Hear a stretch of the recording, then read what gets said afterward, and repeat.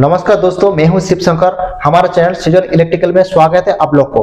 दोस्तों आज का वीडियो में हम लोग ये सीखने वाला है, जो हमारा टाइमर होता है, जैसे हमारा स्टार्ट डेल्टा जो कॉन्टैक्टर में हम लोग ऑन ऑफ करने के लिए, मतलब पहले हमारा स्टार कॉन्टैक्टर पिकअप होता है, उसका बाद जो हमारा डेल्टा वाला कॉन्टैक्टर पिकअप होता है उसके लिए हम लोग ऑन डिले टाइमर यूज करता हूँ। तो आखिर ये जो टाइमर है, टाइमर में जो हम लोग टाइम सेटिंग करता हूँ, जैसे कि हमारा 5 सेकंड हो गया, 10 सेकंड हो गया, 12 सेकंड हो गया, वो किस बेसिस से हम लोग टाइम सेटिंग करता हूँ टाइमर में। आज का वीडियो बहुत हेल्पफुल होने वाला है दोस्तों, आप लोग वीडियो लास्ट तक जरूर देखिए।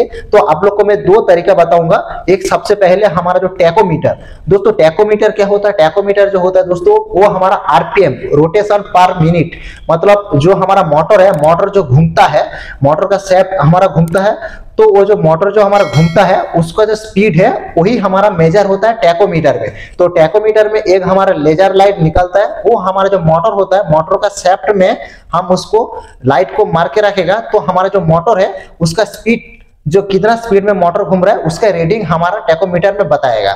तो सबसे पहले हमारा जो टैकोमीटर होता है, टैकोमीटर में आप किस तरीके से मेजर करके ये जो हमारा टाइमर है, टाइमर में आप टाइम सेटिंग कर सकता है। तो उसके पहले सबसे पहले आपको क्या करना पड़ेगा, मोटर को आपको स्टार्ट करना पड़ेगा।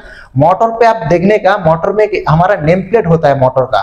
तो मोटर का जो नेम प्लेट होता है दोस्तों, मोटर का नेम प्लेट में आप लोग देखने का, उसमें हमारा आरपीएम लिखा रहता है। जैसा कि हमारा 1300 आरपीएम हो सकता है, 2400 आरपीएम हो सकता है, 2900 आरपीएम हो सकता है। इस तरीके से आपको आरपीएम देखने को मिलेगा। आरपीएम का मतलब रोटेशन पर मिनट, मतलब मोटर जो हमारा घूम रहा है वो कितना स्पीड में हमारा घूम रहा है, मतलब 1 मिनट में हमारा कितना स्पीड में घूम रहा है, वही हमारा बताता है टैकोमीटर में।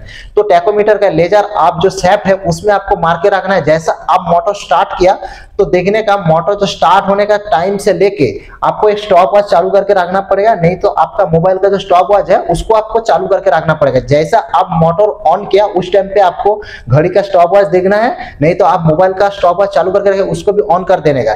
जैसा आप ऑन किया उसी टाइम पे लेके जो आपका मोटर में नेम प्लेट में मान लीजिए 1300 आरपीएम आपका लिखा है मोटर में, वो 1300 आरपीएम जो आपका टैकोमीटर है, टैकोमीटर में आपको 1300 आरपीएम बताने के लिए आपको क्या 12 सेकंड लग रहा है, मतलब स्टार्टिंग से लेके 12 सेकंड लग रहा है 1300 आरपीएम बताने के लिए। तो आरपीएम जो आपका मोटर में लिखा है वो 1300 आरपीएम तो आपका आ गया 12 सेकंड में। तो आप क्या करिए, जो आपका टाइमर होगा उसमें आप 12 सेकंड सेटिंग कर दीजिए, तो ये आपका परफेक्ट टाइम सेटिंग होगा।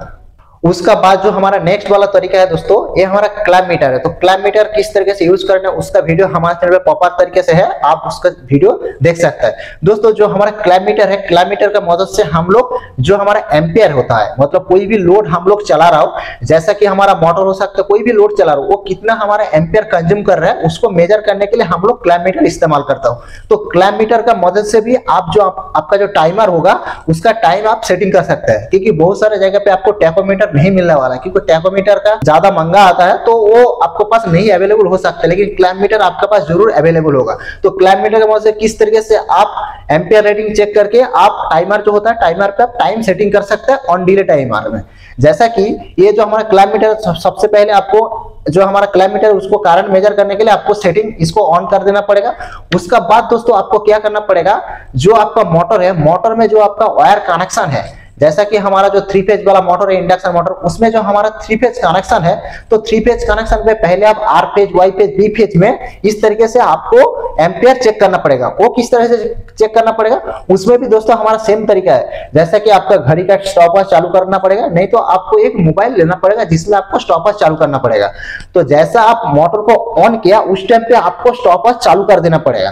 तो पहले देखने का आपका जो मोटर है वो आप क्या क्या 20 एम्पियर, 25 एम्पियर, इस तरीके से आपका एम्पियर ले रहा है स्टार्टिंग में। उसका बाद कुछ टाइम का बाद आप देखने का आपका जो मोटर का एम्पियर है वो पूरा बैलेंस में आ जाएगा। तो मोटर में मान लीजिए आपका तीनों जो फेज है, तीनों फेज में आपका क्या 10 एम्पियर करके करंट ले रहा है, तो 10 एम्पियर से थोड़ा मान लीजिए कम हो रहा है, मतलब 9.9 इस तरीके से पॉइंट में आ जाएगा, तो वो आपका कोई दिक्कत नहीं है। तो उस टाइम, मतलब उस टाइम पे जो आ जाएगा, मतलब पहले हमारा ज्यादा ले रहा था और उसका बाद जो हमारा 10 एम्पियर करके तीनों फेज में ले रहा है, वो जो टाइम है, मतलब स्टार्टिंग से लेके 10 एम्पियर तक, मतलब पहले 25 ले रहा था, उसका बाद जो हमारा 10 एम्पियर तक आ जा रहा है, तो उतना जो टाइम आपको देखना पड़ेगा उसी टाइम आपको टाइमर में सेटिंग करना पड़ेगा।